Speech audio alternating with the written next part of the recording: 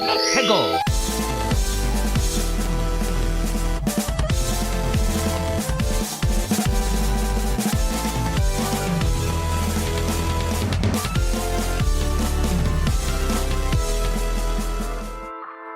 Hello and welcome to season 3 of the podcast. That's right, we got some new artwork for the podcast, created by Player 2P2. We got a new intro, a little bit shorter. We got, I mean, this is the main thing right here. You know, is the new logo, which will be gracing the podcast platforms and the YouTube channel.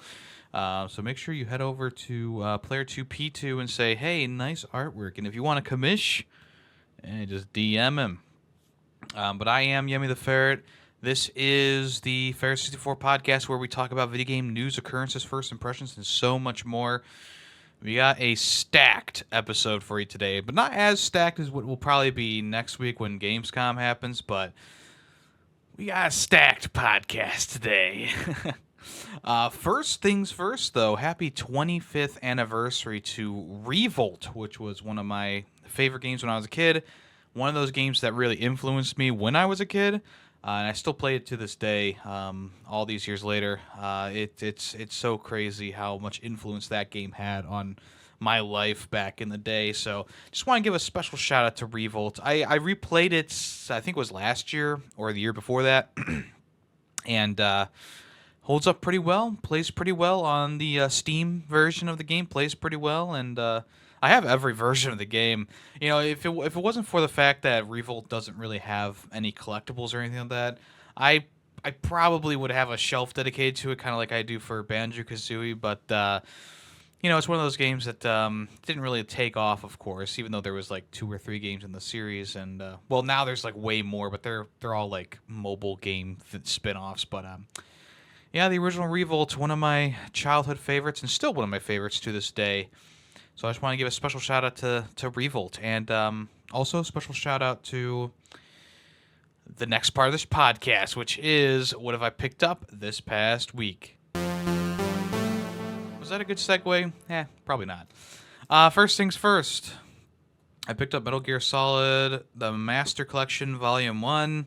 Don't ask me why, because I technically already have the entire series on PS3. There's like a PS3 collection that had every single game in the series, pretty much.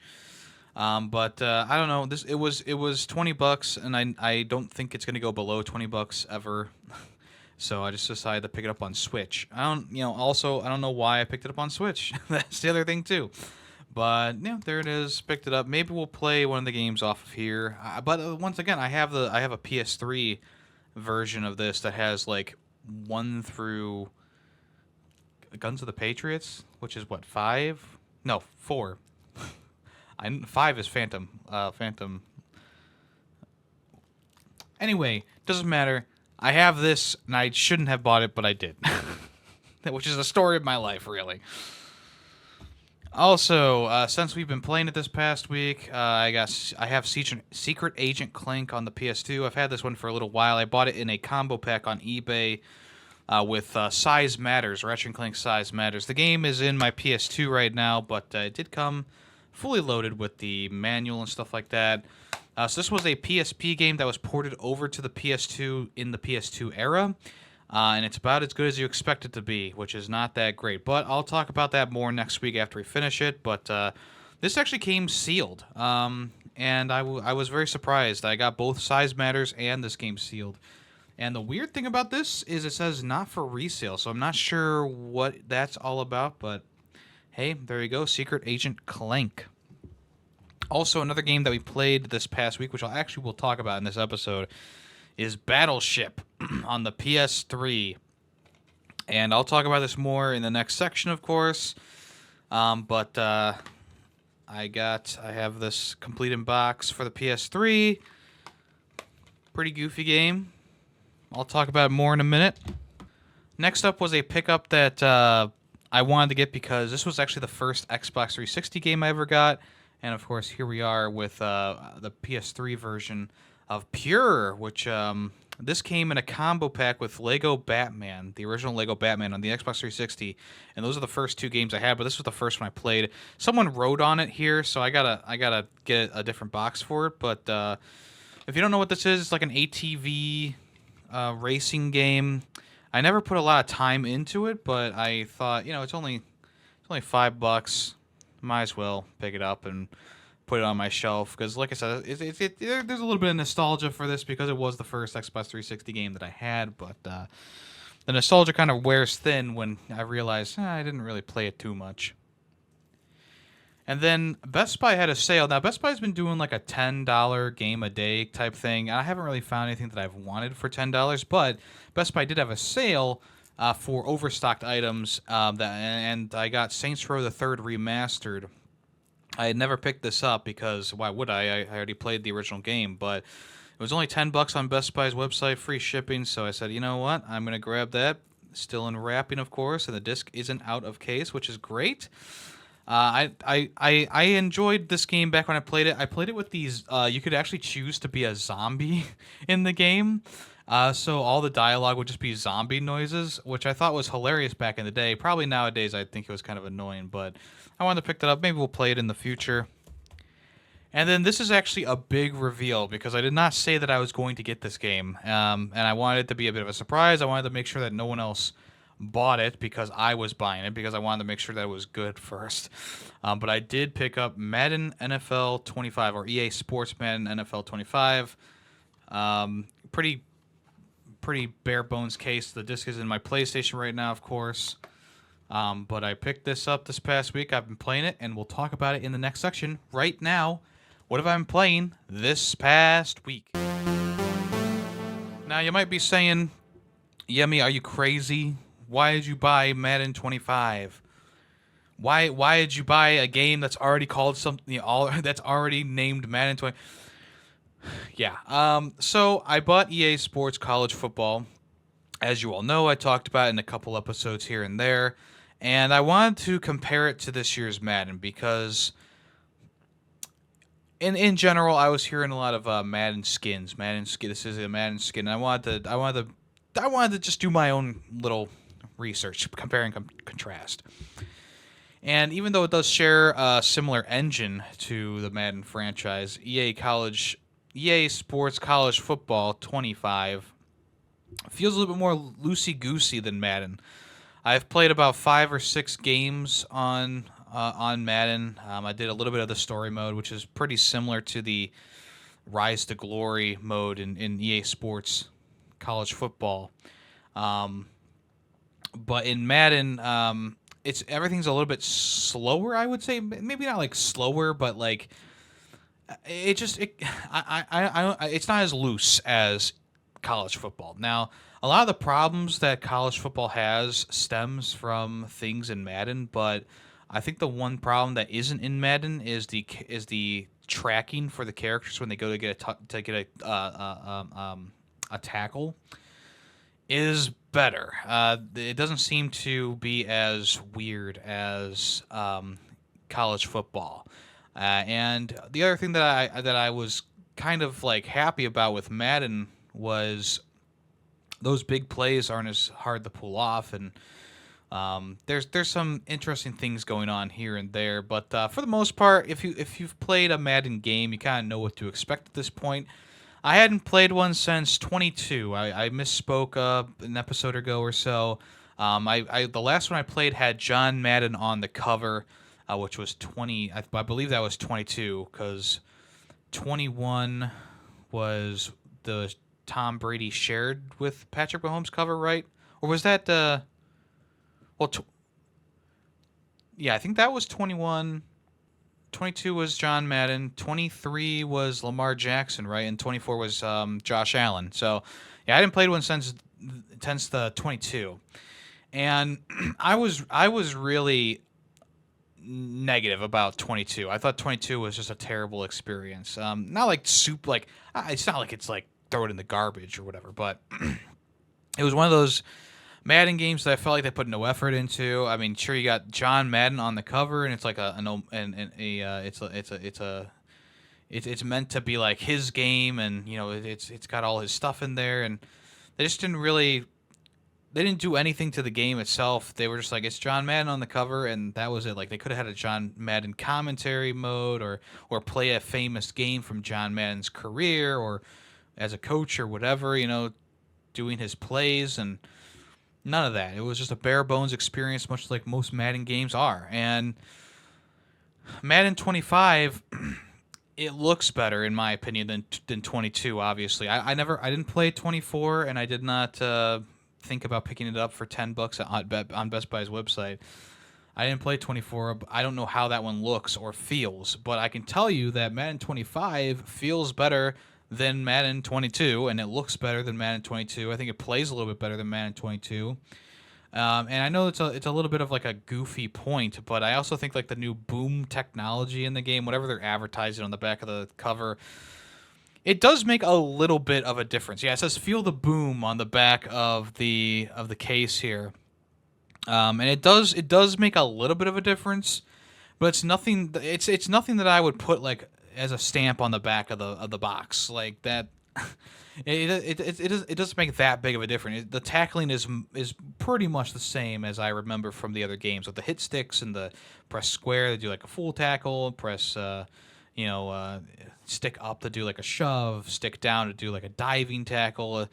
It's pretty much the same, but I think that they kind of they redid the animations. They made it more, I don't want to say realistic, because obviously this game, compared to the real thing, is not super connected, but in terms of like ragdoll animations for the characters when they get tackled, it seems to be a little bit more fluid in that sense. I mean, you still get those weird moments where your character like flips up into the air and does weird things, but for the most part, the new boom technology, I feel it a little bit, but it's not enough for me to go, whoa, this is game changing, right?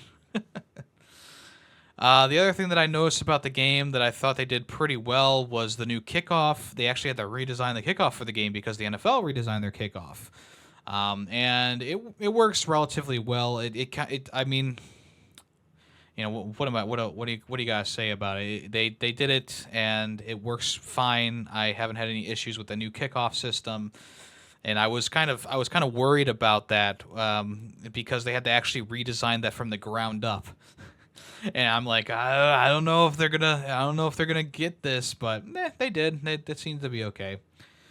Now, going back to the graphics of the game, because I think the graphics in the game are really good. I don't know how Madden 24 looked.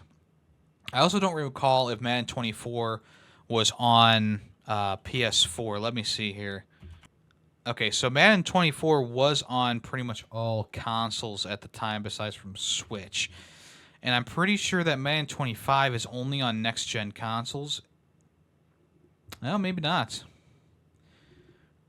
I guess my point is that I see a big difference between what I saw from Madden 24 back in the day and what we see in Madden 25. I feel like they put a bit more effort into the graphics on this one, because most Madden games kind of generally look about the same, in their respective eras. The PS3 era had, I don't even know how to describe it, but the eras of Madden are, they all have like the same graphic style, and I feel like in the PS5 era so far, it's really not had a consistent like look to it. Like it still looks kind of like that PS4 era. This is the first Madden game that I've played that I've seen like, okay, so they've drastically improved these animations and these facial expressions and the look of the characters themselves. And if all you care about is the graphics and the gameplay, you're gonna love Madden 25, because gameplay works pretty well and the graphics look great. It's probably one of the better looking PS5 games out there at this point, and that's because really all they have going for it are the graphics and the gameplay. But even then, when I say that the gameplay is good, there are still caveats to that. There's a little asterisk next to everything I say, because for everything that I say that's positive about this game, there's also a bit of a negative there as well. So the graphics look great, but the crowd looks like shit, and the coaches and the staff that are around them on the side of the field don't look good. But everything else looks good, like the grass and the textures and the players themselves on the field, and even the city skylines look pretty good. And when they do zoom-ins on players doing like their little dances and stuff like that, it looks pretty good. It's a little bit robotic, but it's pretty good. But then there's the caveat of, oh, but when you look at the crowd is really ugly. There's no zoom-ins on like fans in the crowd like in the old Madden days or even in EA Sports 25. There's no mascots on the field. There's referees on the field now, which is like, okay, we brought that back. That's good. But once again, like the refs, when you zoom in on them, they don't look amazing. They don't look as detailed as the rest of the characters in the game. Same thing with the coaches. The coaches, like, yeah, sure, they got like the general likeness of them for the most part, but they look a bit odd, a little bit uncanny at times because there's something a little bit off about them. I just felt this way looking at any coach that they put into the game. Yeah, it was a little bit weird, off-putting. And yeah, but like I said, but the rest of the graphics look great. I mean, I can't complain. I think the rest of the game looks great. So there you go. On the other hand, we talk about the gameplay mechanics, and yeah, the gameplay feels good. It feels solid. I feel like the game kind of has that oomph that you kind of want a Madden game to have, where it feels like it just feels in general good to play. But the caveat to that is the AI in the game is still a bit busted, and this has been a problem since like Madden 15 on the PS4, where if the team does a curl route, the AI player who's supposed to cover that curl route doesn't know what to do. He just stands there and waits for them to catch the ball, and then they tackle him. They don't even try to get in front of them or swat the ball away unless you take user control, of course. But that's a big thing that still happens to this day is the safety or whoever is covering a wide receiver will just stand there and do nothing until the ball reaches the wide receiver, which is just one of those problems that I've always had issues with. The other thing too is, of course, when you're doing screen passes, sometimes your players just don't want to block, so you get snuffed in the backfield because the player in front of you who was supposed to cover the guy in front of him didn't want to do that at the time. And these are things that have been with the Madden franchise for a while now. It's really nothing new, which is sad to say, but it's also true that there's really it's the same old song and dance at this point in terms of my main criticisms for the base gameplay of the game, where it feels good, it looks good, but there's things with the opponent AI or your character's AI that just don't work right for some reason or another. A little glitches here and there where players their AI breaks and they just don't catch the ball or they just don't know what they're doing, and it's just weird things like that. And then there's also the other element of here I am playing as like the Cincinnati Bengals and I'm playing against the Giants, and the Bengals are like 87 overall in the game and the Giants are like 79 overall in the game. I think they're the worst team in the game right now. And the Giants are like putting up huge numbers on me. They have like 20 points and I have like 26 or 27, whatever.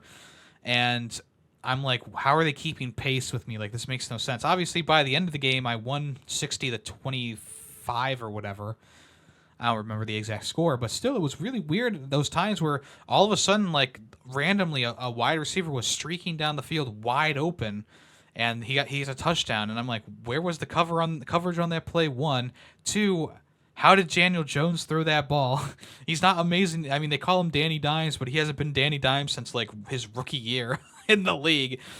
I don't know. It's just that weird thing where it's like maybe like a bit of a give and take. Like we can't make this a complete blowout because then you're not going to have fun with it, right? But then again, it's like, well, I have such a superior team. Why doesn't my team just totally dominate this other team? Even though we still ended up dominating in the end, it's just like during the gameplay, it doesn't feel like it because they're moving the ball, they're getting stuff done, and you can only do so much.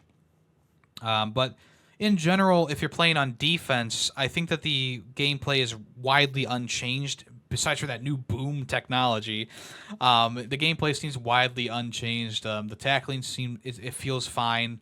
The coverage, covering a wide receiver still feels about the same.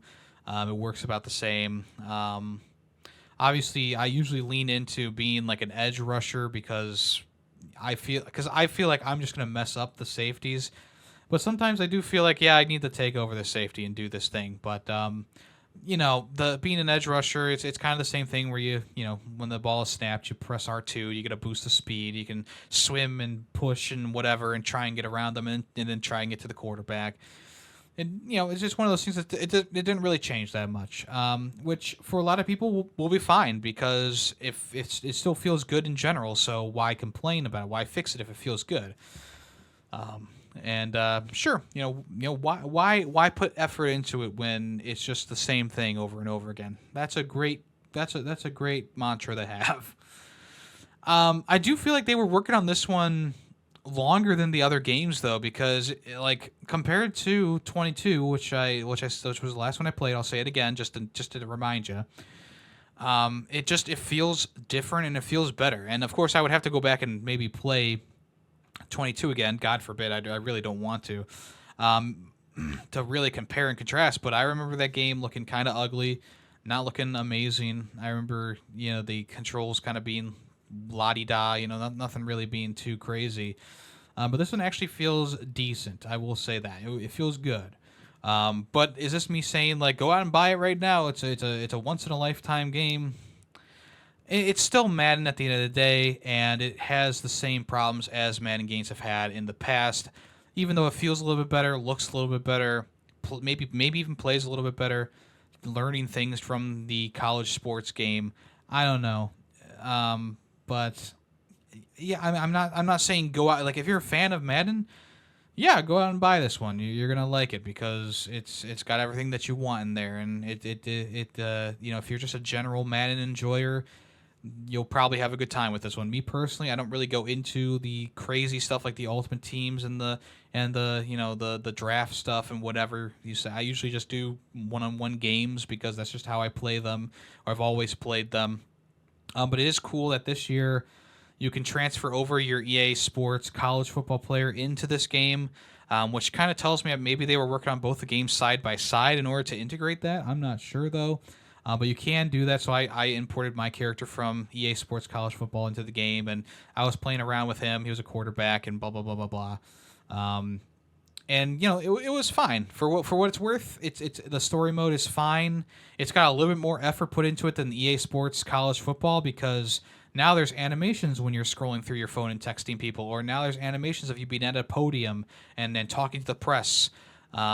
So there's that side of it. But the rest of it is widely the same, where you're upgrading your stats, you're practicing, you're doing the game of the week, and then you advance into the next week.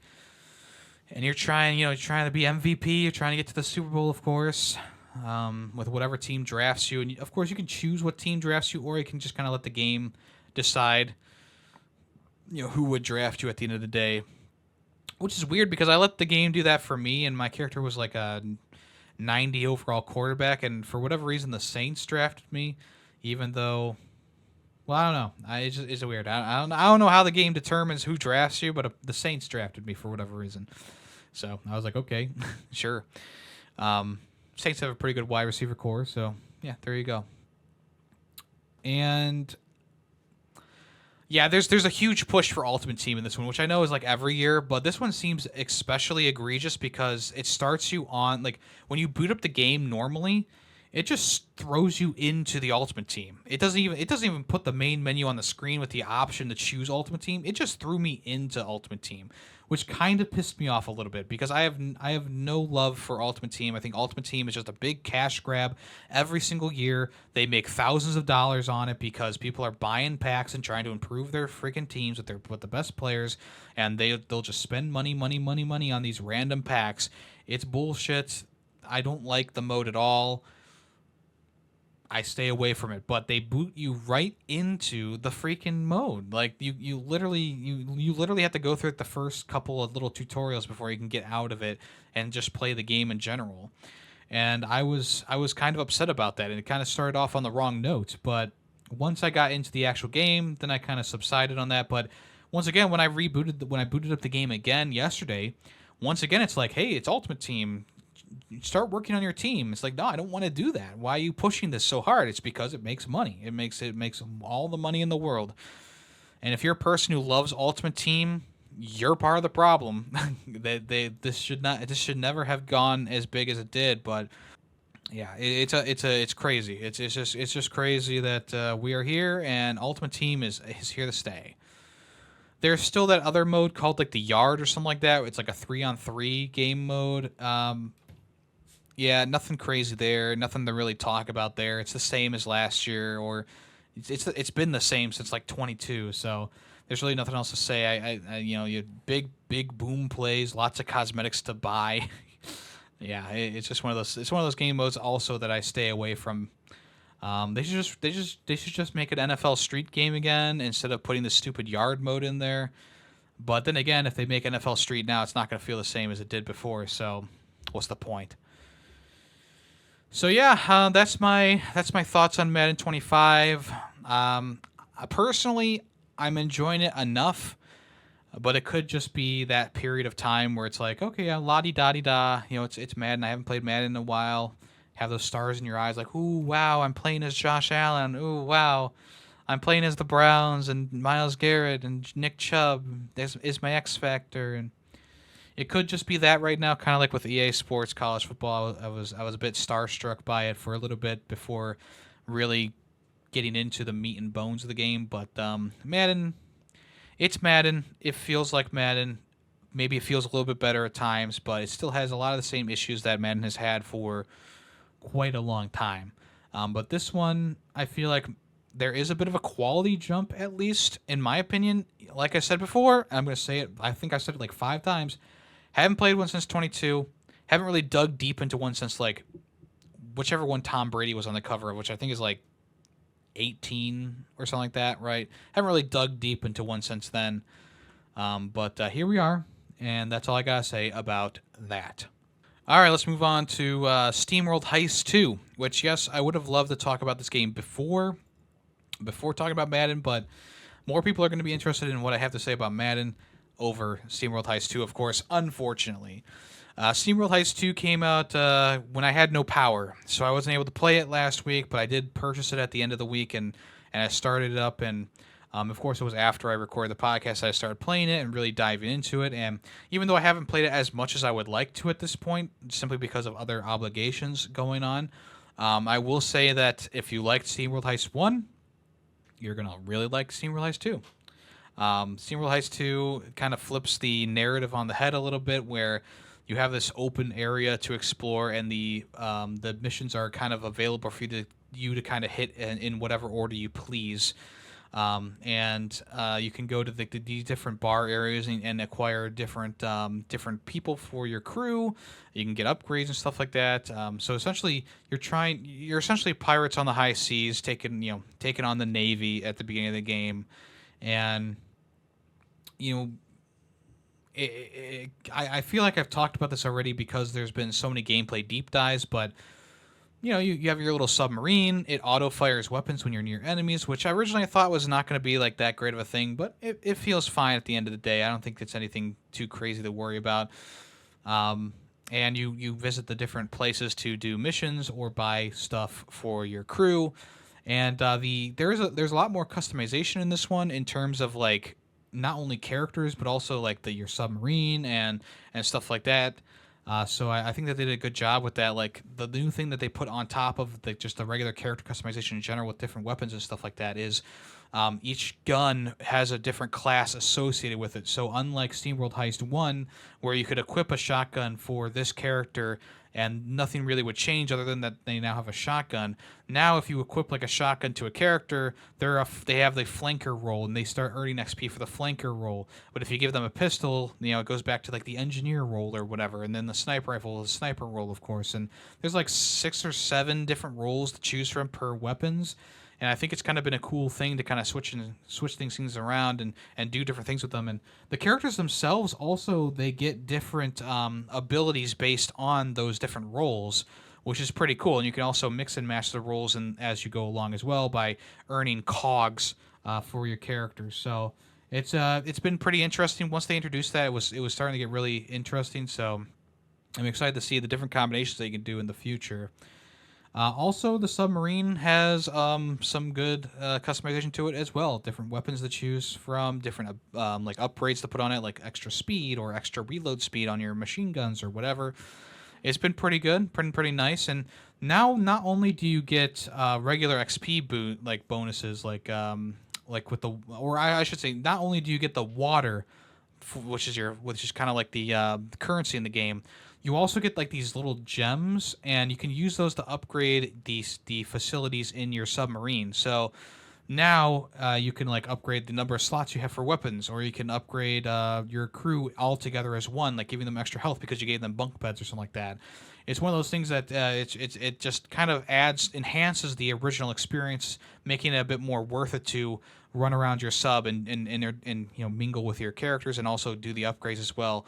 And then there's a brand new upgrade board as well for your characters where you spend the cogs that you get and you spend them on the character's attributes, which is also a nice new feature as well. It's not just leveling them up inside of the levels, but it's also leveling them up with the little gems and the cogs.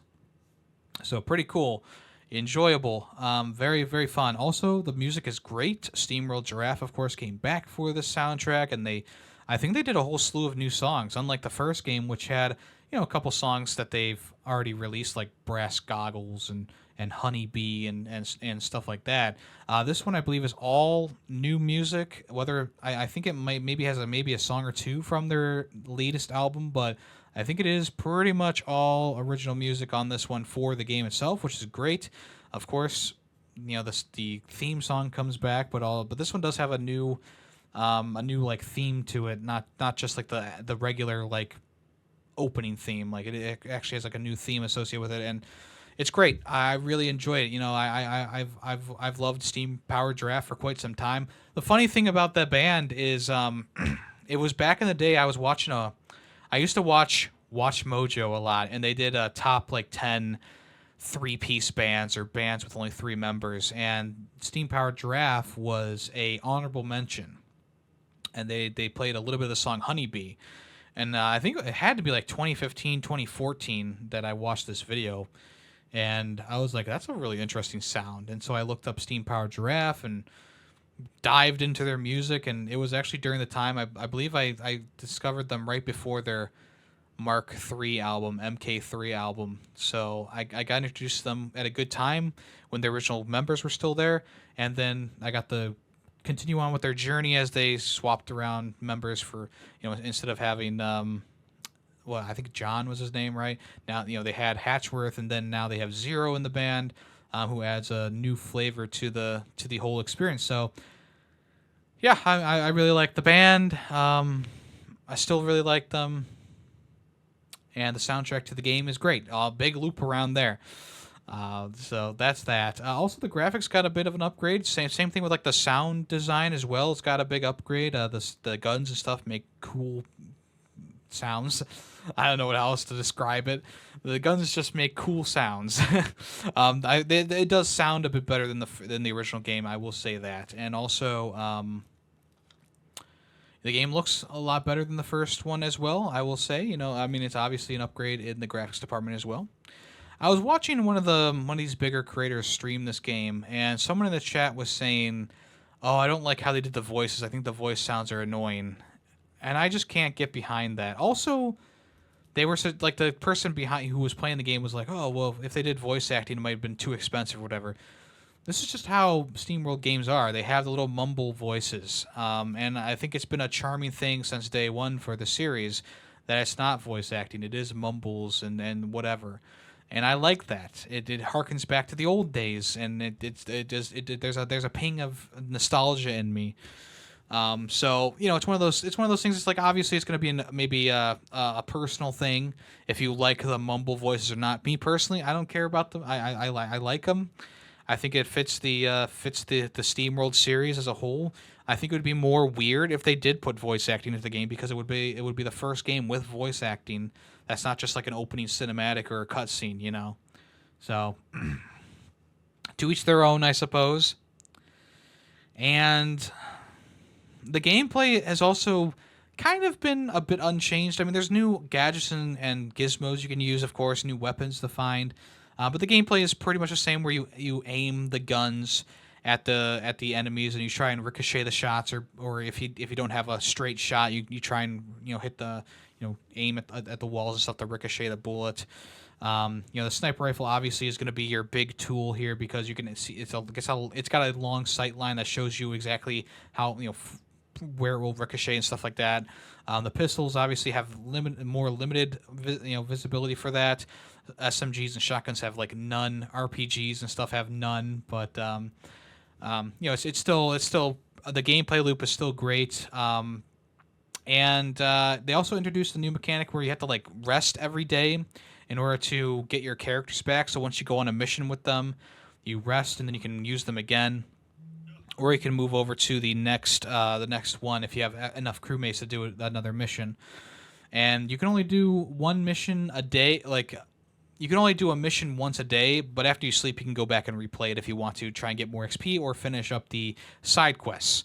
There's like a side quest in every single level. So you have your base like reputation earning objective where you get like 3 stars. There's one for like having all your crew there, there's one for completing the mission, and there's one for getting all the swag in the level. And then there's also a bonus objective that'll give you extra reputation. And in this game, instead of reputation just being the stars that you earn, it's also these little green coins you can get, which you can spend at the end of the day on extra water or a new weapon or something. There's always something to get with the reputation. So it's also a pretty fun system there where you're earning the reputation while also earning those stars. The stars will get you access to better loot inside of the bar areas, and the reputation coins will give you more stuff to buy at the end of the day, which is nice. It's pretty much for free because you're earning the coins by just playing the levels. I'm not sure if you get more reputation coins for replaying a level. I haven't tested that out yet, but I would say you probably get a couple of reputation coins just from replaying the level. I don't think that there'd be any reason not to believe that. On top of all that, the open world, you're the little ship. You go around shooting ships. You also find various chests and stuff and shortcuts around the world map to make it easier to go back and forth. There's also like major ship encounters that kind of reminded me of like Assassin's Creed Black Flag when you go up against like the legendary ships. There's kind of like legendary ships in this game where you go up against them and you earn reputation by taking them down. And then eventually I'm at the part where you can start to submerge your submersible. You have to kind of build up to that in the story. And you can do like little sneak attacks and stuff like that to start off your battle. And yeah.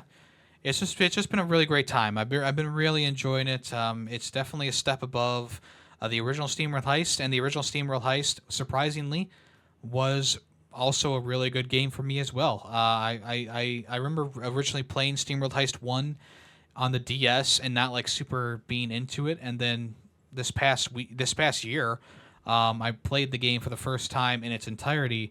And I fell in love with it. Before I would say like, oh, SteamWorld Heist 1 is my least favorite of the SteamWorld games. Well, now it's like one of my favorites. And honestly, I don't know what I would put at the bottom at this point. Probably the tower defense game that they put out on the mobile phones, just because I only played a limited amount of that.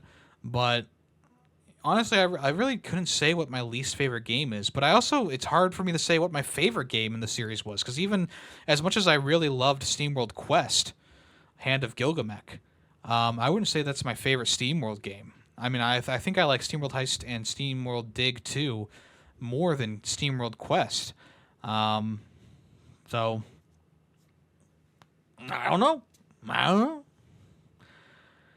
right, let's move on to some other games that I've been playing this week. The first one being Wario Land 3. Now, this one took a little bit longer for me to finish because of the power outage from last week, of course. But we did end up finishing it. I really enjoyed my time with it. I thought it was a really fun game. Wario was as cheeky as ever. The Metroidvania elements were pretty cool. I enjoyed that a lot. I know a lot of people complain about them because in other Wario Land games, you just kind of have all the abilities at your disposal, plus you earn some extra ones throughout the game. But as my first like full Wario Land experience where I actually played the entire game, I thought it was a good mechanic. I thought it was nice. The only caveats or the only negative I have about it is that sometimes it was hard to remember or know where to go in the game. And yes, you can talk to like the creepy man in the wall that you start the game talking to. he tells you kind of where to go next. He only tells you where to go to progress the main story, not exactly where like the a new thing opened. You either have to pay really close attention to the little sparkles that happen on the screen when you get something new, and remember after you do missions, or you can talk to that guy and he tells you where to go for the main stuff.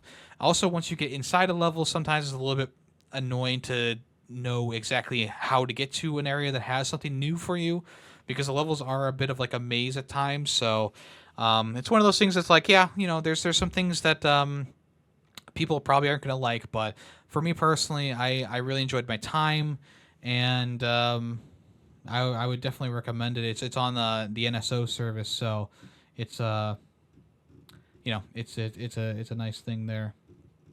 I ended up giving this game an A tier. Next up, we played and beat Battleship in one stream, and I was kind of surprised about that because the game felt like it was really building up towards something, and it just kind of ended out of nowhere, in my opinion. This game is based on the movie from 2012, which is based on the board game from Hasbro. And if you don't know what Battleship is, it's essentially you try and sink the other player's battleship by, there's a little grid in front of you, and you say G4, and they have to tell you if it was a hit or not. And depending on what you got, you either put a white peg down for no hit or a red peg down for hit, and then you have to try and guess where the ship is in that area. And then you move. There's like 5 ships in total, each with more or less places for you to blow up. The movie, kind of loosely based on the board game, it's weird. I haven't watched it since 2012, so it's very hazy what happens in the movie, but I remember Rihanna being in it and being very out of place. And I also remember like there's an alien race who comes up from the underwater, and they put up like these big bubbles to trap you inside of the area, and they like have ships as well that go across the water, so it becomes like a ship.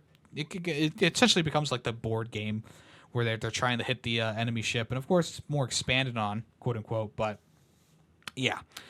And then the game is of course based on that movie, so you play as like this soldier who's like an engineer, and he has control over fleet movements, but he also can plant bombs and shoot alien weapons too. It's a first-person shooter at its core, with some strategy elements in there as well. And that was the stuff that I actually thought was pretty cool. It was a pretty cool idea, is because the game takes place much like the movie on the Hawaiian Islands, and you can see the ships on in real time moving and firing at each other in real time on the map, which is one of the coolest things about this game. It actually kind of makes it worth playing, because the battleships really have a presence on the field of gameplay. And even though you're going around and you're doing your thing in the first person mode, and you're shooting at enemies and stuff, going through like basic objectives and basic level design, the one thing that I thought was really cool was when you pull up your little PDA or your iPad, and you can move the ships around to where you want them to be. You can have them attack targets that you want them to attack. You can put them in these areas where they can actually support you by sending missile barrages or enemy distracting devices and stuff like that, which is also a pretty cool thing as well. And then, of course, you could actually take control of them at times. When you take control of them, it gives them like 200% extra damage, and you can take out a ship in front of you essentially for free. Then you also give them wild cards as well. You put these like little cards on them that increase their damage or protection or whatever. There's a couple different things going on there. So I thought that that aspect of it was really cool, and I wish that they expanded more on that. And I wish the game was kind of just the ship RTS kind of stuff, because that stuff was actually really compelling and really cool. But the first-person shooter elements were very stale, very regurgitated from other games that we've already seen. Nothing really special going on with the story or the first-person shooter mechanics in general. It seemed to be copying off of Halo here and there, because of some of the level design really felt Halo-esque, where it's like, okay, you're attacking a beach with your grunts, and you go inside this facility, and I was like, okay, yeah, it just seems like they're taken from Halo here. But then when they try and do their own thing, it just feels like a very bland and very annoying experience in terms of first-person shooter gameplay. So, in the end, I was kind of torn on it, because I kind of liked it a little bit, but also like there was a lot that I didn't like about it.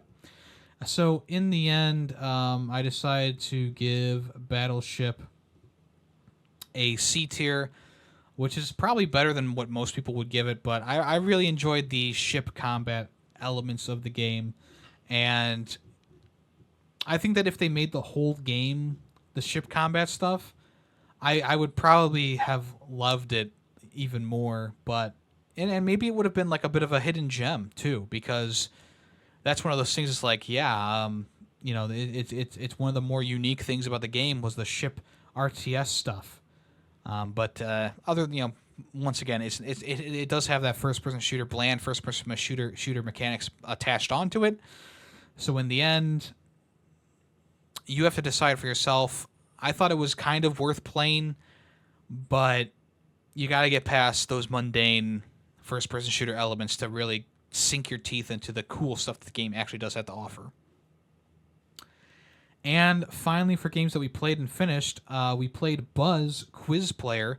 This is a free-to-play quiz show game on the PS3, based around the IP of Buzz, which it started back in the PS2 days, where you got these little like buzzer controllers, and you could buzz in and select your answer on the controller. And the games only worked with those controllers, which I've recently found out after trying to order one of the newer games for the PS3. Now, I don't believe there's a Buzz game on the PS4, but the PS3 era was big on kind of like those gimmick things. Had the motion control, like the motion wands or whatever. It had the eye toy like camera. It had the VR, the PSVR. Actually, that's PS4. Never mind. Just kidding. But it also had the Buzz controllers for the PS3. So this game, though, doesn't require a Buzz controller, which is great. It allows you kind of to play with a regular controller. That way, you can just download it for free, play with your friends, have no problem. There's about 120 questions in total in the game before they start repeating, which is a pretty nice number, all things considered. You can get through at least 3 playthroughs of the game in its 30 question mode with no problem. And there's also like little DLC packs you could get with it, but they gave you like a little sample of it, of 5 questions, which is nice. In general, I thought the game was fun, and it actually sold me on the idea of the series. Now, we don't have a current Buzz thing, obviously, but during the PS3 and PS2 era, it was pretty big. They put out like 3 or 4 games for the series, plus this one, the Buzz Quiz Player. So we only played this on stream because the game we were gonna play I wasn't enjoying, so we switched over to this to play it, and it was a good idea because I had a fine time with it. I gave it a 3.5 out of 5 for a free to play quiz show game. It's competent. It has enough questions to keep you entertained for quite some time, and it works pretty well. Also, it's free and it's pretty high quality. It's like a first party Sony game that's free. What more can you ask for? So if you want to check it out, I would suggest doing that before they close the store down for whatever reason. I know they're not planning on doing it right now, but it's become so difficult to put money onto the PS3 store and buy stuff nowadays. It's just one of those things that's like it's inevitable at this point. I don't think we'll be able to stop it. And if you want to check out this game and download it to your PlayStation, I would suggest doing that because it's actually a pretty good free-to-play quiz show game. I also played and finished the Napoleon Dynamite game I talked about last week. I have nothing else to add other than it's one of the worst minigame collections I've ever played, and steer clear of it even if you're morbidly curious. All right, let's move on to what's in the news. All right, Tango Gameworks, which was recently closed down by Xbox, has been revived in a stunning turn of events. The PUBG publisher named Krafton has taken over the studio. Essentially, they bought the IP, they bought the studio, Tango Gameworks, and now whatever they'll Tango Gameworks will be able to make their next Hi-Fi Rush game, or even better, they'll be able to keep working on the physical version of the game that people have been waiting for as well. I remember it wasn't too long ago that Tango Gameworks, the founder, put out a statement saying, talking about the closure and how sad everyone was. And just in a very simple post he put out on Twitter, he says, "We're back, baby," which is just very fun. So if you don't know, Hi-Fi Rush and the studio itself has worked on a couple of games. Tango Gameworks has worked on the Evil Within series and also Ghostwire Tokyo. And now, probably what they're most known for at this point is Hi-Fi Rush.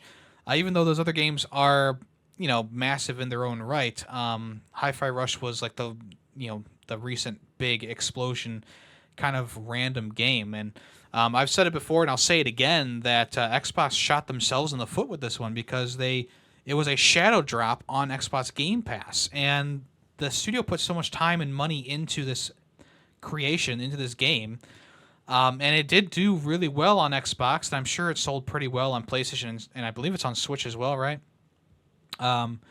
But because it didn't make as much money as Xbox was hoping for, because it was a shadow drop, because it was on Xbox Game Pass, they closed the studio to save some money. So it's nice to see that another studio or another publisher saw the potential in Tango Gameworks and decided to pick them up, and hopefully they'll just let them work on whatever they want to, and without any higher up interference, but yeah, it's cool that Krafton came out and pretty much nowhere and just picked up the studio. In a press release, they revealed that they required Tango Gameworks, but they need to still work with Xbox and ZeniMax to ensure a smooth transition, and there will be no impact on Tango's existing game catalog.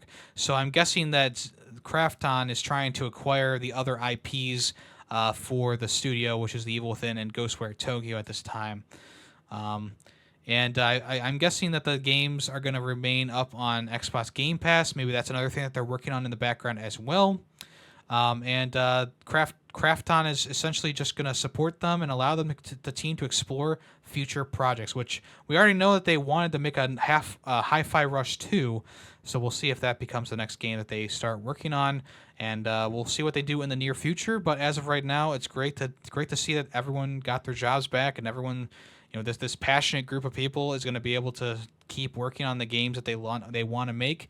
And once again, shame on Xbox for closing the studio down. One of the biggest games from last year, even though it wasn't my favorite of the year. I mean, it was a favorite for a lot of people. Shame on them for shutting it down simply because it didn't make them enough money. It's their own freaking fault, and I've talked about it many, many times on the podcast. But with the Xbox Game Pass and the amount of money that they're putting into these games, they're expecting a high return for whatever reason. But when you already have a maximum amount of people on Xbox Game Pass paying for Xbox Game Pass who own Xbox Game Pass, you're making what, $15 per person, which is still going to be a lot of money in the end. You're not making the extra money on top of that with a new game release being on Xbox Game Pass. And I know that they're not going to switch away from doing the day one release, but now that they've made these different tiers of Xbox Game Pass, now they're only going to be releasing new games on the highest tier, which means the most money for them, which is exactly where they're going to be putting like Black Ops 6 and stuff like that, Indiana Jones game. So it's I don't know why I'm holding this game. Sometimes I just like to hold something. I don't know why Xbox. I don't know why they're being so weird about this. I mean, obviously they spent a lot of money to acquire Activision Blizzard, and in the end, it's hurting them a little bit. But I'm sure they'll right the ship here, and they're gonna feel the loss of a very aspiring developer. That's for sure. All right. If you don't recall, a couple years ago, Star Wars Eclipse was announced, and a lot of people were excited because it was coming from the same people who did Detroit Become Human and Beyond Two Souls, and of course Heavy Rain. It was going to be like a narrative, choice-driven adventure, story-driven adventure in the world of Star Wars. The CG trailer was pretty impressive for a CG trailer, but it wasn't any gameplay, and it came out before this article that the game wasn't really started when they revealed it. They just kind of had the idea for it, and they were going to be workshopping some things and getting things ready. So the recent news is that the lead writer for the game left the studio. Now, a lot of times this does just mean that they're done with their work and they're moving on to do something else, either with a different company or within the same company. But it could also mean that there's maybe some troubles going on in the development cycle. Maybe it's taking longer than they hope to get the game off the ground. Maybe they don't like the direction that the story is going. Maybe it's just the story work is done, the writing's done, and they just need to get into working on the game itself.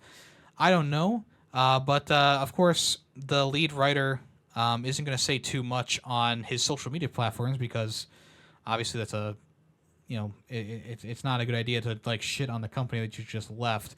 But he said, after almost 10 years at Quantic Dream, I am leaving to found a new studio, together with a group of very talented designers and developers. So, okay, I guess that makes sense that he's leaving the studio now. But still, the point stands. Like, okay, was he unhappy with the way that the game was going? Did he decide to leave and start a new studio himself? There's still questions there, of course, about that. But like I said, it's more likely that the work on Star Wars Eclipse for him was done, and he wanted to move on and start something new, and here we are. Or he was unhappy with the way that it was going and said, you know what, I'm out. Good luck. I mean, what to see in the future. Racheal Lillis, who is famous for voicing Misty and Jessie from the Pokemon series, has unfortunately passed away due to complications from cancer on August 10th at the age of 55. Very young, very young. A lot of kids my age who grew up in the 90s and early 2000s obviously know her voice by heart because a lot of us watched the Pokemon anime back in the day. Me personally, I was a big fan of the original Pokemon series, and I also watched other things like Yu-Gi-Oh! And stuff like that, but Pokemon was always one that captured the imagination a little bit more than the other ones. And it's unfortunate to hear of her passing. To loop this back around to video games, she provided the voice work for Jigglypuff in the Smash Brothers franchise. So she also has an impact on the video gaming world, as well as TV shows, multiple TV shows, and also voice work, including movies like Pokemon the first movie, Pokemon the movie 2000, and Pokemon 3 Spell of the Unknown. So it's sad to hear of her passing, and it's a childhood. I was going to say childhood hero, but just a childhood nostalgia type thing. That's most sad. It's just, yeah. Anyway, all right. To move over to something else, Call of Duty Black Ops 6. It's been rumored that they're not going to be able to push the Xbox Game Pass inclusion as much as Xbox usually does, as you know from Starfield and the Indiana Jones game and whatever other game is coming to Xbox Game Pass. They push. It's on Xbox Game Pass day one. Xbox Game Pass day one. Everything says Xbox Game Pass day one. And people have been noticing that Xbox Game Pass has not been as big of a selling point as people would think that it would be for the next Call of Duty game. And people are speculating that this is because of the FTC ruling. They don't. There's something weird going on with that, possibly. Now, this is, of course, a rumor that has been reported on by both IGN and Kind of Funny. In a podcast clip, Paris Lilly said, "While I was at Treyarch and these were off-the-record conversations, the people involved shall remain nameless.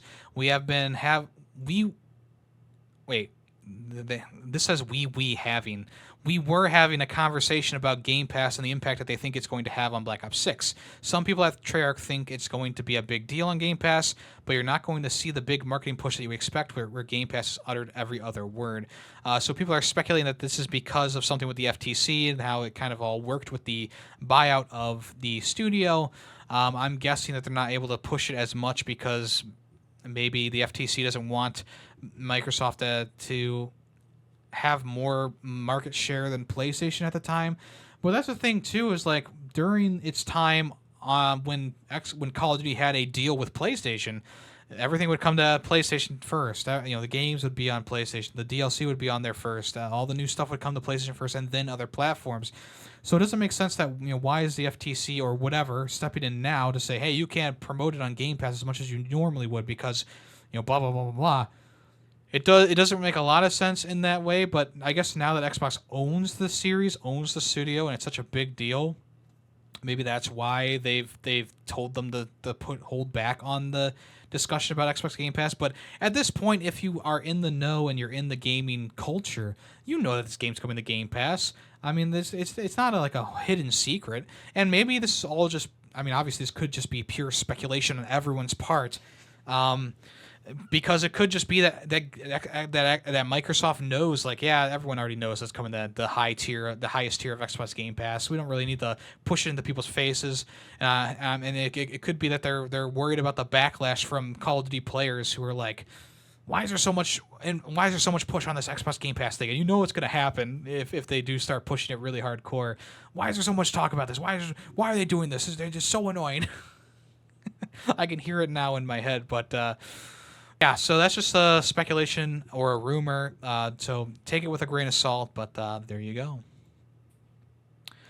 All right, we have 2 games that were delayed recently. Kingdom Come Deliverance 2 was delayed to February 11th, 2025, instead of being 2024.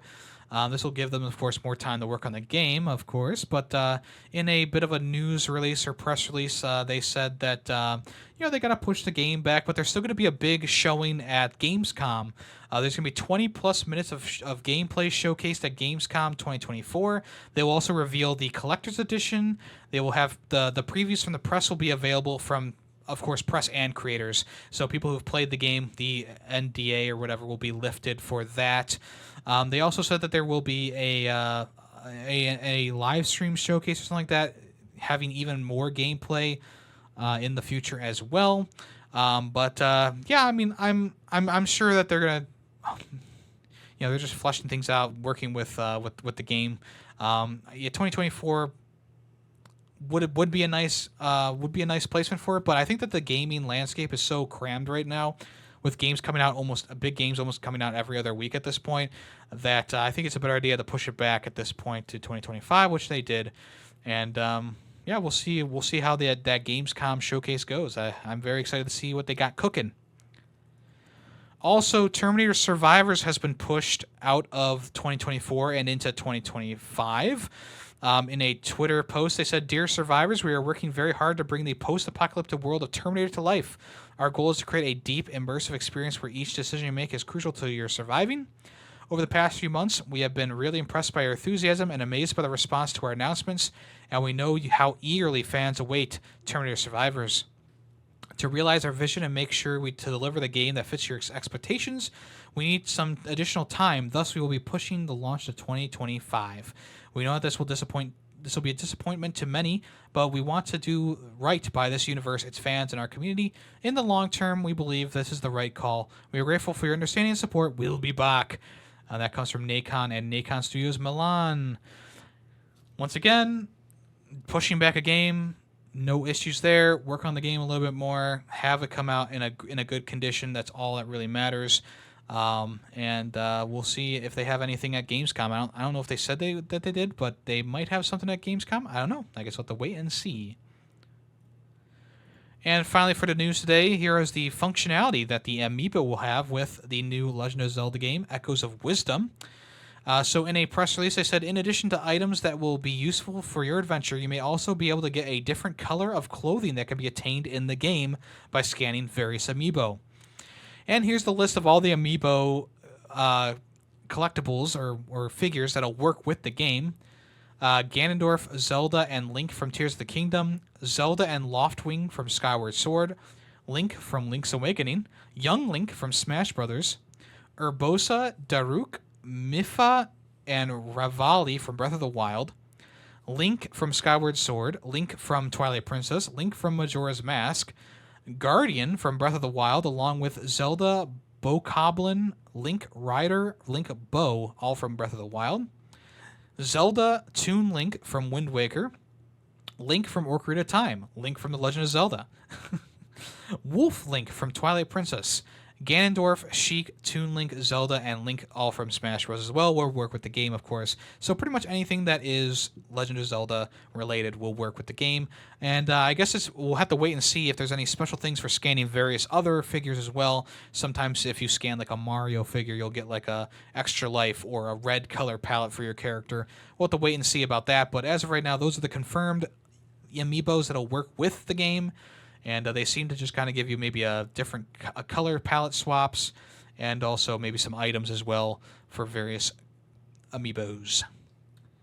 Amiibi? I don't know. What's the plural of Amiibo? All right, let's move on to what's coming soon.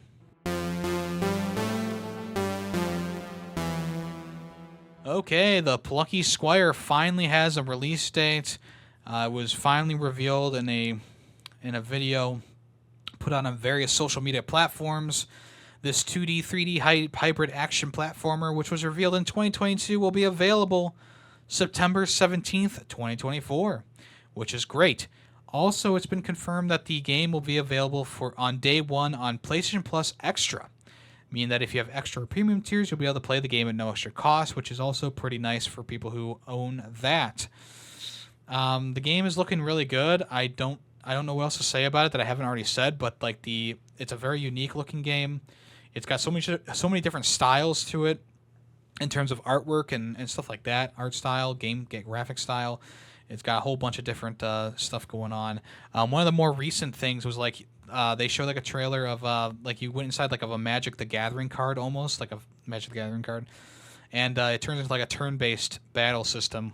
So it's looking very cool. I'm very excited to see actually get my hands on the game and play it myself because it seems like it's going to be a really cool game, really good game. So like I said, that's coming September 17th. The Until Dawn remake also has a release date now, and of course, if you didn't guess, it's coming in October for the Halloween season, the October 4th, 2024. They did a little bit of a comparison video for the reveal of the date, and they did not show the infamous snowball scene. So I'm still worried about that. I know I ranted about that a bit back when they first revealed this about the snowball hitting the guy's face. It didn't burst into snow. It kind of just stayed a snowball, which was really weird. Hopefully they'll have that fixed by the time this comes out. But the other things that they showed off was that the game was being built from the ground up in Unreal Engine 5. There's updated character models, environments, interactable props, visual effects, and animations. Additionally, they completely relit the game as well, taking advantage of the ray tracing and enhanced materials of the PS5. Along with the visual upgrades, the new version of Until Dawn will introduce a new modern third-person camera, which will bring the player closer to the character. And also, the game will also have some areas where you will be able to control the camera freely instead of it being locked in one place like the original game. They also worked on the game in general, giving new scenes, new perspectives. They also changed around the prologue, most of all, giving more context to the prank that happened in the game, which I don't know if you really need more context, but whatever. Some of the collectibles have been relocated, so if you were a person who went for all the collectibles in the original game, like myself, they'll be in different spots, different places. So I guess you have to make a new collectible guide for the game.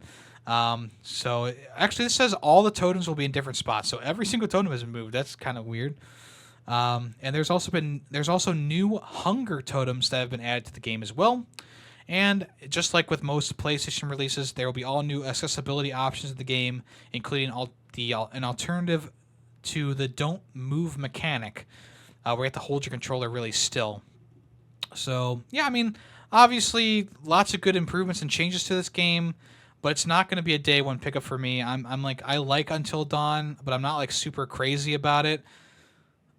This is not going to be a day one. This will definitely be I'll wait for a sale, maybe Black Friday or something like that, pick it up and then play it for next Halloween or something, next October. I don't know. We'll have to see. But right now, there's nothing selling me on this. I have to get this right now.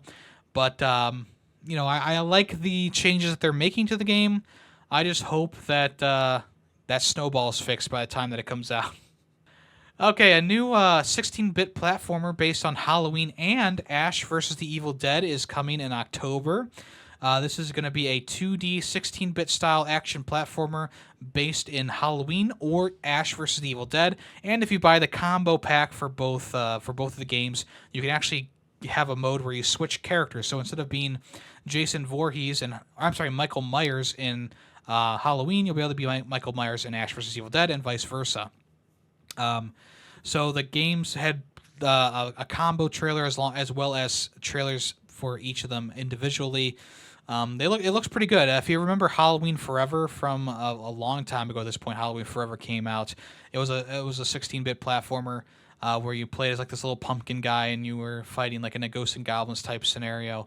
I thought that game was really fun, really imaginative, and this one seems to be maybe taking a bit of inspiration from that, honestly. But it's definitely more of like an action-packed platformer instead of it being more of like a specific like really meticulous platformer. But both games are going to be available on pretty much every platform on the 18th of October. You can buy them separately on the PlayStation Store for about $25 each, or you can have them bundled together for $50. And if you pre-order, you'll be gain access to new DLC characters for each game: Laurie Strode and Kelly Maxwell. So if you want to check that out, that'll be available in October as well. Sega has announced a new two-point game called 2 Point Museum. This comes off of the very successful 2 Point Hospital and 2 Point Campus games. 2 Point Museum. If you can probably guess what the game's going to be about. You're going to design your own museum, getting artifacts and curating stuff, managing the museum, and doing all that kind of stuff. They didn't really show too much off about it, but apparently you'll be able to send explorers and archaeologists out on expeditions. Did I say that right? Expeditions to explore the world and bring things back to the museum to display. Of course, you'll have to ensure like that you have a great setup and that people can see things, and also you'll be able to make a gift shop to really start bringing in the money. You'll be able to customize the museum, decorate to your liking, create guided tours through your exhibits, and highlight your top attractions to bring in more donations from visitors. So yeah, it looks pretty good. Like I said, there wasn't much shown off about it, but a good idea from the get go, and I'm interested to see how they build on their other two games. Neo Berlin 2087 got a new trailer, and this is a very strange game. A lot of people are saying like it looks AAA, but also like completely bargain bin trash at the same time. I don't know if it's like that. I'm not gonna be dirt cheap budget. I'm not gonna say that. I mean, the game looks amazing in terms of graphics, but there's a lot of stuff that's very weird about the game. It looks kind of janky here and there, like the character animations and the gunplay mechanics don't look great. I think this is going to be one of the more divisive games that comes out. I believe it's coming out in 2025. Or maybe they don't have a release date for it yet, but I feel like this is going to be coming in 2025. The character facial animations are so weird. Like the one woman in the trailer, her lips like do like this little curve up thing.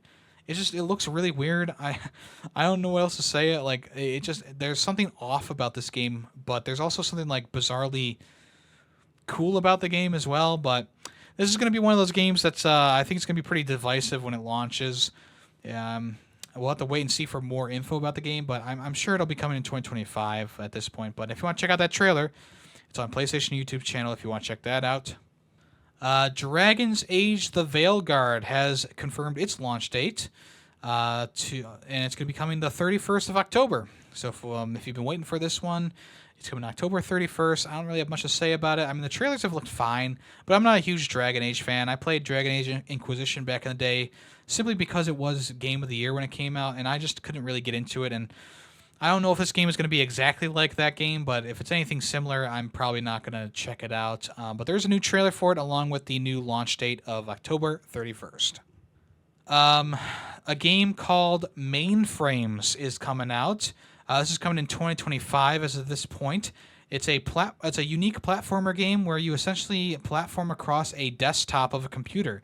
You can move your little dialogue boxes and help your character make it to the end of the level, which I thought looks pretty cute. It's a pixel art adventure with a cozy soundtrack coming in 2025. Some other key features: it's a fast-paced platformer with light puzzle elements. You can move the frames, like I said before, to create paths for your character. There are multiple mechanics to discover, a great meta story with funny dialogue and colorful characters to meet, a cozy soundtrack, and a lovely art style. And yeah, I do agree with that. It's a very lovely art style, looks very cozy. I like the idea of a monitor platformer, kind of like the Pedestrian from back in the day, but I guess less grandiose, I would say. If you're just going from screen to screen, I don't think it's going to be as grandiose as the Pedestrian, but yeah, it looks pretty cool. I enjoyed the trailer, and I think that if you want to check that out, it's on. I think it's on Nintendo's YouTube channel. I think they put it up on Nintendo's YouTube channel. So there you go. Another platformer called Telebit is also coming to the Switch and other platforms as well, and this is coming on October 24th. This is being developed by Tango Games, and this game must have been very heavily influenced by Celeste. It kind of has like that 8-bit, not 8-bit, like 16-bit art style. It's a teleporting platformer, which is kind of interesting. So it's a speedy platform with unique teleportation mechanics. Test your perseverance, effort, and imagination in highly challenging stages. There's going to be 8 charming underground worlds to explore and wreak havoc in. Clean and minimalistic pixel art adventure with striking lurid colors, whatever that means. And speedrun mode will be available as well as time attack play. Oh boy. But yeah, I mean, once again, this looks like one of those old school kind of computer games that you would play off of like a floppy disk. And the character itself looks a bit crazy. But if you remember that game, VVVVV, whatever it's called, it kind of has like maybe a more detailed style of that game. It kind of reminds me of The Messenger a little bit. I will say The Messenger in terms of art style. But yeah, apparently it's a teleportation game. You can teleport around the map or around the area and try and figure out how to do these platforming challenges. So yeah, that'll be available on October 24th if you are interested in that. We had some PSVR 2 games announced, or at least announced and or given release dates. The game Behemoth, which was shown off at the latest State of Play, that has a release date now of the 14th of November this year, which is pretty cool. If you don't know, this is a game where you fight like larger-than-life monsters in VR, and there's also smaller enemies to fight as well in between those big boss fights. It looked pretty cool. There's like a grappling hook. There's like shields and various weapons to use, and you can also take advantage of the environment and the bosses themselves to take down the enemies. Yeah, it looks pretty cool. It's coming from the same people who did The Walking Dead Saints and Sinners, so you know it's going to be high quality at least. But yeah, this will be available on the 14th of November. It's probably going to be one of those PSVR games that I get this year. I don't think I bought a single PSVR 2 game this year so far. Because there's really been, there's obviously been releases for it, but there's nothing that's really caught my attention. But Behemoth and whenever the Metro game is supposed to come out, those two have really caught my attention. I talked about Flatout, I believe, last episode during the THQ Nordic showcase, but Flatout actually is returning now on the PSVR 2 of all places. The game is now in development. They recently showed off a trailer showing that Flatout is back in virtual reality. The trailer was just an early gameplay trailer, so it wasn't really anything to really show off. But the game is just going to be called Flatout for whatever reason.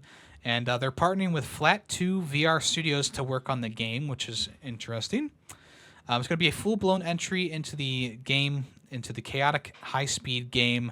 If you don't know what Flatout is, it's kind of like a Burnout spin-off almost. It's pretty much a Burnout game, but it has more physics to it where your car actually takes this damage and you actually see the damage on the vehicle. There's like demolition derby modes. I remember one of the most famous modes from Flatout was the one where you smashed into like a barrier and you tried to fling your character out of the car and as far as you could, kind of like the home run derby for Smash Bros.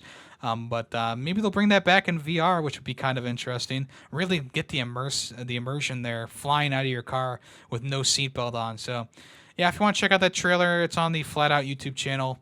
And they don't have a release date for it yet, but they have confirmed that they are working on that. Also, Arizona Sunshine is getting a remake. This game originally came out on the PSVR 1, and now it's coming to the PSVR 2. Of course, there already was a Arizona Sunshine 2 that came out last year, but I guess they wanted to remake Arizona Sunshine 1 just to maybe bring it up to the PSVR 2 specs and maybe get more people interested in that. This one does have a release date of October 17th, 2024.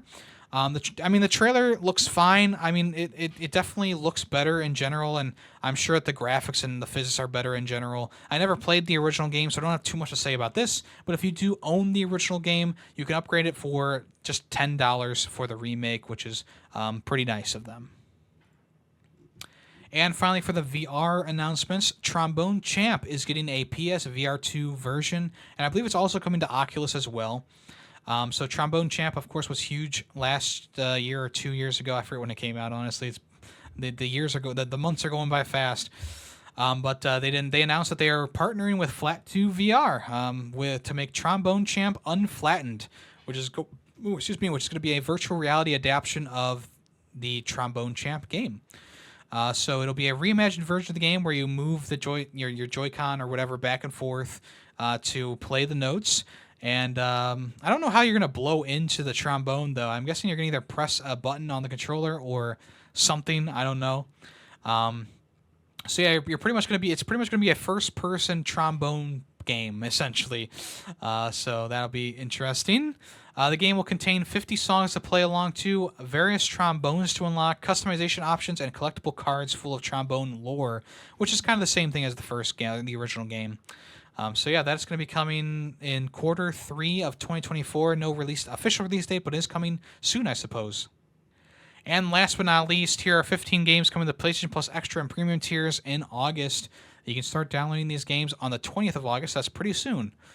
The extra games are The Witcher 3 Wild Hunt, Wild Hearts, Cult of the Lamb, Ride 5, Watch Dogs 2, Sword Art Online Last Recollection, Naruto to Boruto Shinobi Striker, Sword Art Online Alicization Lycross, Sword Art Online Fatal Bullet, and Sword Art Online Hollow Realization. So all those games will be available on the 20th of August. Definitely try out Call of the Lamb and Watch Dogs 2 and Wild Hearts. Those are the 3 games that I see on here that are really standing out. I mean, who doesn't own The Witcher 3 at this point? But this is the PS5 version and the PS4 version. But the PS5 version is included, so maybe try that out if you want the, I don't know if it's like a remaster or whatever, but the new version of the game. And then, even more important, here are the premium games coming to the PlayStation Plus service. Time Splitters 1, 2, and Future Perfect are all coming to the service. These are PS2 games, a classic first-person shooter series. Time Splitters 2 being one of the best first-person shooters ever made. It's so much fun. It's so cool. I never played Time Splitters 1 or Future Perfect. I bought them. They're on my shelf, but I've never played them. So this might be a better way to play them. I don't know what they're going to be doing to the game. I don't even know if there's going to be trophy support at this point. But all I know is that once Time Splitters 2 comes to the storefront, I am snatching that up and buying that. Also coming to the service is Sword Art Online Lost Song and Vacation Simulator for the PSVR 2. So if you want to check any of those out, they'll be available the 20th of August. The Time Splitters trilogy is a really interesting thing to put on here. And I don't know if that means that the developers are coming back with a new Time Splitters game, or if whoever owns the IP is just loaning it out to PlayStation. I mean, this is a big deal. This is a huge deal. The studio got shut down, and now all of a sudden the entire trilogy of Time Splitters games is coming to PlayStation. There has to be something going on in the background that we don't know about. I got my ears open, folks. You know me, I love Time Splitters too. So we'll see if anything else comes about because of this. But as of right now, those are the games coming soon. Check those out. Okay, let's go ahead and close the show out with the Guess That Song. I will give you a snippet of a song. You got to tell me what the name of the song is and what game it came from. You can either put it in the comments below on YouTube or in the Discord in the Fair64 chat. Link down in the description. Let's listen to this week's song right now. All around is a life of undelightment. Oh, when I wake up, it's waiting there for me. Can you feel it? This life of undelightment. Okay, if you know the name of the song and the game that came from, let me know in those places that I already told you about. Thank you so much for listening to this episode of Fair64. If you could, put a like on the video if you've been watching this on YouTube or not. Maybe you're listening to this on Spotify or Apple Podcasts or any of the other various podcast platforms. I'd appreciate it if you swing by and put a like on the video just because. Also, if you're listening to this on Spotify, please rate the podcast one out of or 5 stars. 1 to 5 stars, whatever you feel like is good. I'd appreciate that as well. It does help the discoverability of the podcast. Also, leave it a review on Apple Podcasts if you so desire as well. All of it does help.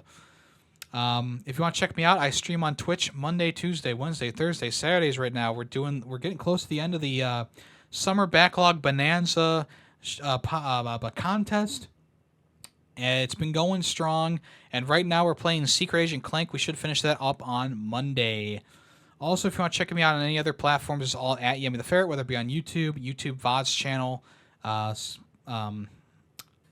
Instagram, etc. I'm the same thing in all those different places. Also, if you want to check out the other podcast I do, it's called Film Freaks with a Z at the end.